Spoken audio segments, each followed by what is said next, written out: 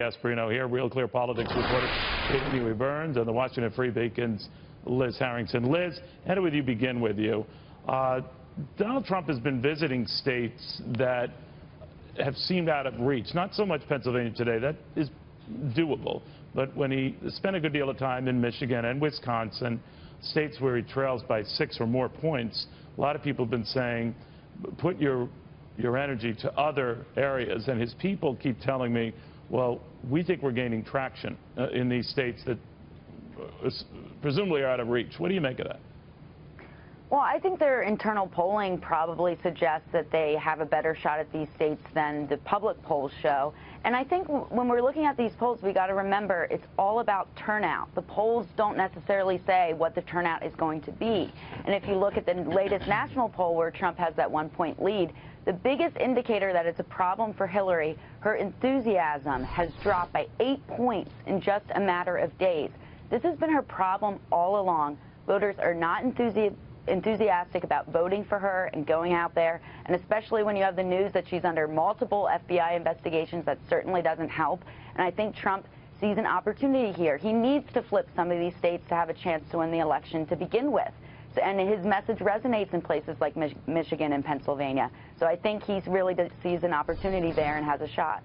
Charlie, what do you make of these other reports that, say what you will of how far this FBI renewed probe goes?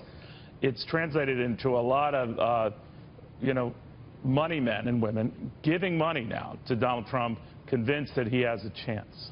And money flowing to Senate races, thinking that the Republicans are likely to keep the Senate. And I think that's an even more telling tell there. I will say this, Neil. What you saw there was a really good speech, and here's why. Before this latest legal issue with the emails came out, where listen, it looks like trouble for Hillary Clinton. Let's be real clear here. Donald Trump was starting to close the gap as Obamacare premiums started to hike dramatically. Right. He has economic issues that he can pound away at. Yes, we had decent GDP growth, but far below what we really need to get this country going. In Pennsylvania, particularly, an issue like that resonates. And everything is coming together: economics, Obamacare, which is both a social and an economic issue for middle-class Americans, plus the sleaze factor.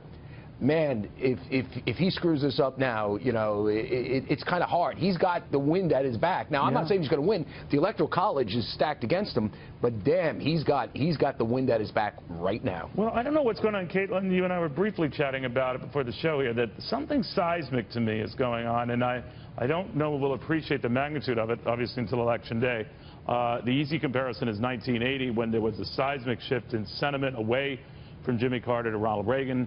It helped, of course, that they had their one and only debate but days before the election. But I get that kind of feeling. You? Well, I think actually this is starting to look more and more like a traditional presidential race, which is quite remarkable given how, wildly uncharacteristic this presidential race has been. We're seeing Republicans coalesce behind their nominee. We are seeing an enthusiasm gap widen a little bit in that ABC poll. I never thought this was a 12-point race for either side. I mean, I think that this is, a 2-3 point race. It has changed here and there.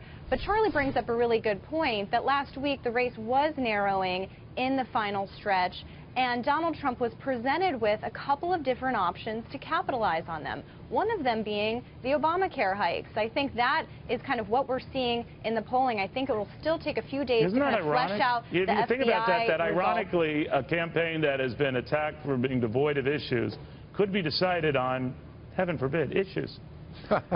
Right. I think it's a couple of different things. And then the FBI news, there still are a lot of questions regarding that. But I think overall, it kind of fits neatly into the narrative that Donald Trump is trying to push against Hillary Clinton. And so it comes at a good time for him, and he's capitalizing on that. And having Mike Pence talk specifically about Obamacare today, I think does well for Republicans, because he can speak to a different group than Donald Trump. Yeah, I thought it was very effective, the 1-2 punch, or the 2-1 punch, I guess, as the vice president candidate introducing the presidential candidate on that issue. What do you think, Charlie?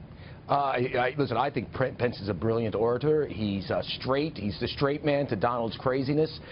He gives confidence in the ticket when he speaks.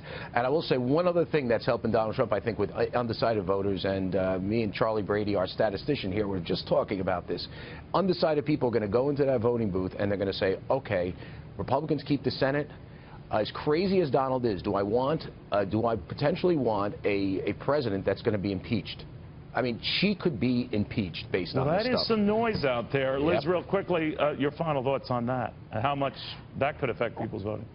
Absolutely. Going in with 3 ongoing FBI investigations, it certainly doesn't look good. Yeah. But if I could just go back to 1980, I think that's exactly right. It's a change year. It's very similar with Reagan. People did not want to admit they liked Reagan, the way he was portrayed in the media. It's very similar with Trump. I think you have a lot of people out there that come, when they get into the election booth, they're going to vote for him. Yeah, I don't know. There is something weird going on. Yeah, real quick. One thing I'd point out, though, Clinton has been focused really strongly on the get out the vote effort and voter turnout. And so she's hoping in the last few days that makes a difference here. And that's an area where Trump has been lagging, just to point that aspect out. That's a great point, too, because he does not have a ground game. Let's be real clear here. And ground game, I think, does matter. It mattered for Barack Obama in the final days of 2012 against Mitt Romney. The ground game just destroyed the Republicans at the end there. So that is a great point. All right, and it's a great point for Donald Trump to be in a retail establishment in Valley Forge. Yeah. I was just thinking of that, guys, that George Washington had access to those clothes and supplies for his soldiers. He could have wrapped that puppy up a lot earlier. That was then. This is now. Donald Trump trying to take a state that has been out of reach for Republicans for election after election, maybe not so much now.